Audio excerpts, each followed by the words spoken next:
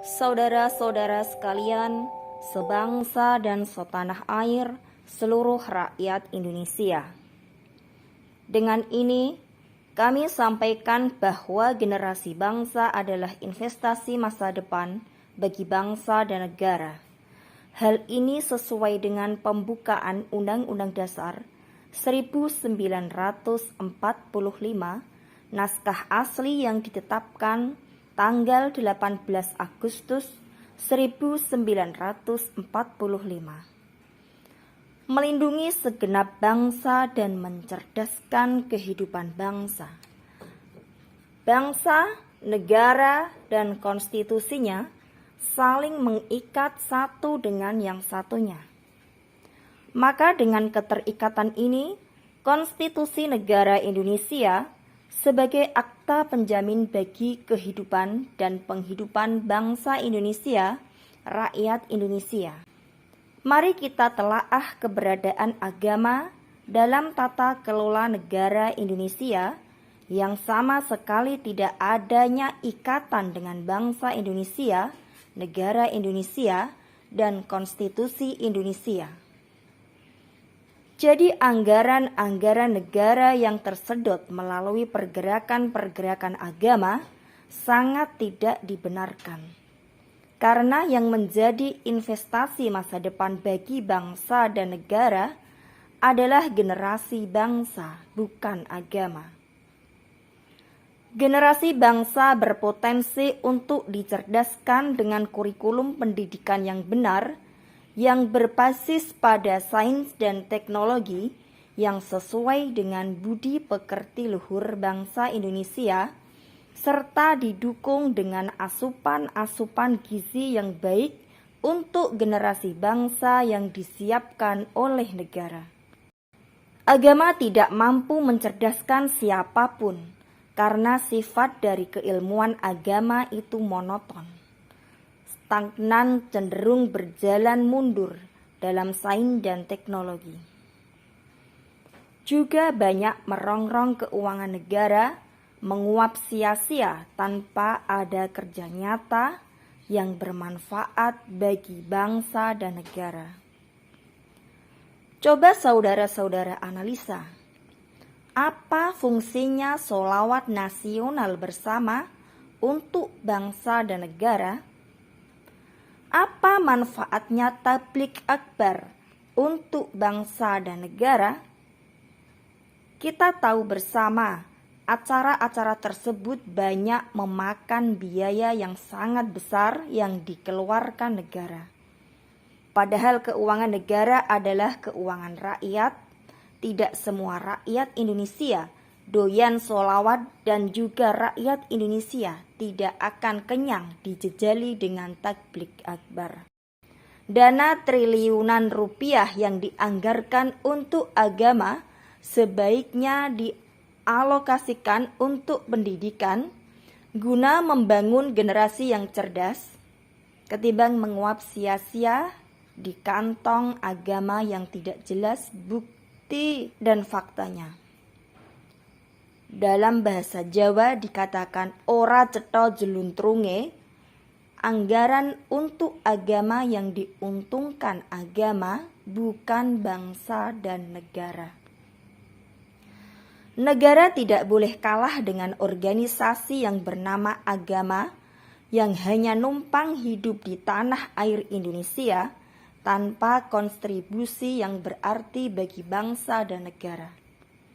Negara adalah ranah bersama milik bangsa Indonesia yang berasal dari suku-suku asli bangsa Indonesia.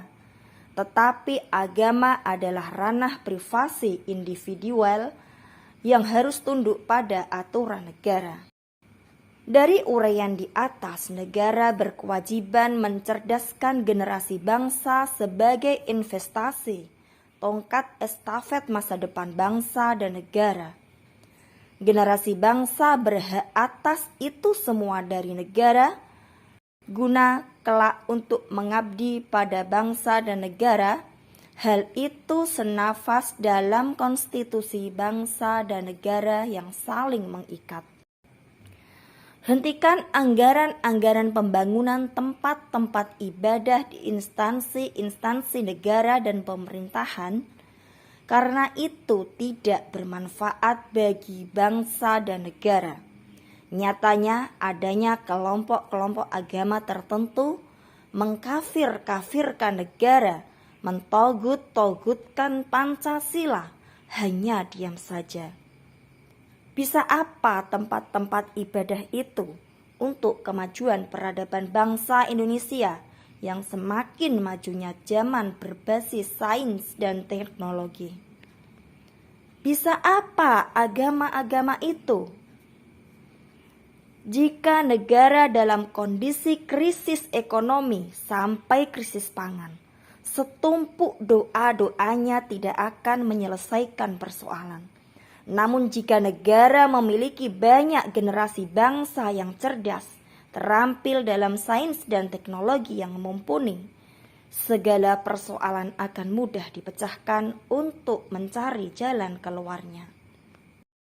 Harapan kami rakyat Indonesia, negara harus kaya, negara harus bertindak tegas, hentikan segala anggaran-anggaran yang menyebabkan pemborosan.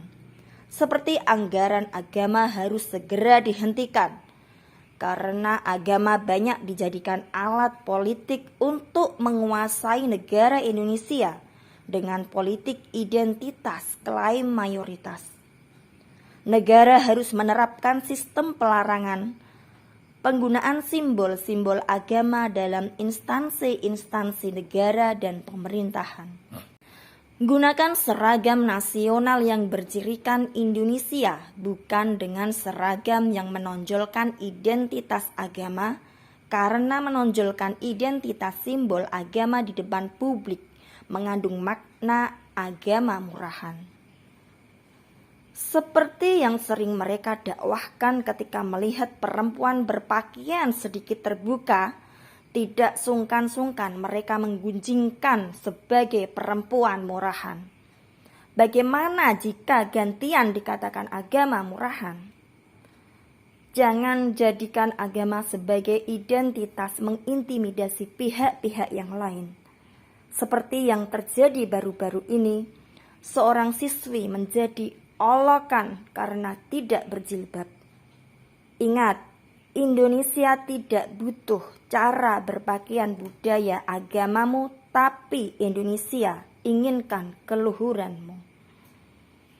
Jangan pamerkan identitas agama di depan publik untuk menunjukkan kesucian dan kemuliaan, karena Indonesia lebih suci dan lebih mulia dari agama apapun. Identitas sebagai Indonesia lebih besar dari identitas agama apapun di Indonesia.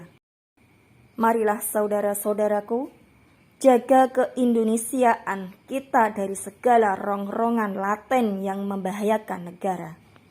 Sekalipun laten yang berkedok agama atau laten bertopeng nama Tuhan yang terindikasi pergerakannya dapat dikata dalam kudeta, merangkak di segala lini untuk menguasai Indonesia.